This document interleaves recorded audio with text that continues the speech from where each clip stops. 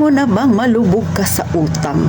Yung tipong pinupuntahan ka na talaga sa inyong tahanan, sinisingil ka na ng mga inutangan mo. Minsan na pagsasabihan ka na ng hindi maganda. Tapos ngayon, ang problema mo pa, yung iyong maliit na tindahan na siyang tangi mong pinagkukunan ng iyong kabuhayan, abay, wala na ring laman. Ano ang magiging plano mo pag yan ang naranasan mo? Kung gusto mo ang ganitong topic, huwag ka nang mahiya. Mag-subscribe ka na kay Ate Tintin. Pindutin mo ang like button na yan kung relate na relate ka. At syempre, pakishare naman mga kasari kung hindi kayo busy. Kaya, umpisahan na natin ang ating matinding chismis. Magandang araw mga kasari-sari. Ito na naman si Ate Tintin. Mag-real talk tayo. Pauna lang, hindi ko to gawa-gawa na kwento. Ito ay nararanasan ng isa kong kaibigan ngayon. Ngayon niya na-experience ito.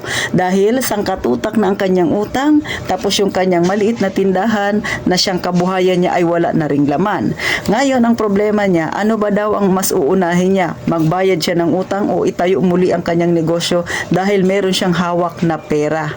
Ang problema, yung hawak niya na pera, kahit na bayaran niya pa yung utang niya, ay hindi pa yun sapat dahil sangkatutak ang kanyang utang. Meaning, kulang pa rin yung hawak niyang pera kung ipambabayad niya sa kanyang mga utang. So, ano ang magiging dapat na tamang desisyon sa ganitong sitwasyon? Ito yung akin namang opinion. Hindi ko sinasabing tama yung aking sasabihin, pero sa mga nakaka-experience ng ganito, sana magkaroon kayo ng kaunting idea sa ipapayo ni Ate Tintin, mga kasari. Syempre, mas maganda talagang unahin mong itayo ang iyong negosyo para meron kang mapagkukunan kahit papano ng ipambabayad mo sa iyong mga utang, makabayad ka paunti-unti. Next, kung yan na yung gusto mong mangyari, lahat ng mga inutangan mo, kausapin mo. Kung yan ay patubuan, sabihin mo, sis, baka naman pwede, wag mo na akong tubuan kasi hindi ko na kayang bayaran. Pero willing naman akong magbayad, baka pwedeng paantay-antay lang. Sunod, sabihin mo sa kanila ang plano mo na balak mong itayo muli ang iyong negosyo para kahit papano meron kang mapagkunan na ipambabayad sa kanila. Kailangan mong sabihin yan kasi pag hindi mo sinabi ang iyong plano at kinausap mo lang sila ng gano'n na mag-antay lang sila pero hindi mo sinabi na itatayo mo ang iyong negosyo. Pag tinayo mo ang iyong negosyong muli, nakita nila na maraming laman ang iyong tindahan, maggagalit sila sa iyo. Yung iba magtatampo sa iyo kasi hindi mo sinabi yung plano. Ang iisipin nila, may pera ka naman pala pero hindi mo sila binayaran. May pera ka naman pala pero nagpakunat-kunat ka pa, nagkukunwari ka pang kinausap mo sila, hindi ka naman pala magbabayad. So yan yung magiging isipan nila sa iyo. Ang mangyayari niyan, magtatampo sila o kaya magagalit sila sa iyo. Tapos, syempre hindi maiiwasan niya na maichismis ka sa mga kakilala mo, kaibigan mo. So, mahirap kasi wala nang magpapautang sa iyo ulit or magtitiwala sa iyo kasi ganyan na yung tingin nila sa iyo. Kaya mas mainam kung ang plano mo itayo mo yung negosyo, bago mo itayo, kausapin silang lahat na pinagkakautangan mo and then sabihin mo rin yung plano mo na magtayo ka ng malit na negosyo para buhat doon sa negosyo mo, makakuha ka ng kaunting halaga na ipambabayad mo sa kanila para maintindihan kanila. Mga kasari, ito lang naman yung sa tingin ko ay tama. Kasi mahirap naman na magpaplano ka na itayo yung negosyo tapos hindi mo sila kinakausap, sasama ang loob nila sa iyo. Kasi nga syempre ang tao mag-iisip yan ng hindi maganda sa iyo. Iisipin yan, ano ba yung utang mo sa akin? Iyon na ba yun? Hindi ka na ba talaga magbabayad? At ang masaklap pa, baka magparinig-rinig pa yan sa social media, mga kasari, o diba? So, syempre, ang kaibigan mo ay marami din niyang kaibigan na maaaring nakakakilala sa iyo. So, magiging pangit ang imahe mo sa kanila. Kaya, much better na mag-usap, tao sa tao, puso sa puso, para mapaglubag mo ang kanilang kalooban. At syempre, kapag nagawa mo na yan, at kapag kumita ka na rin sa iyong maliit na negosyo, bayaran mo sila ng paunti-unti at huwag manghiya na humingi ng pasensya sa kanila kasi hindi ka nakatugon doon sa ipinangako mo na tamang araw na pagbabayad mo. Syempre na-delayed ka na.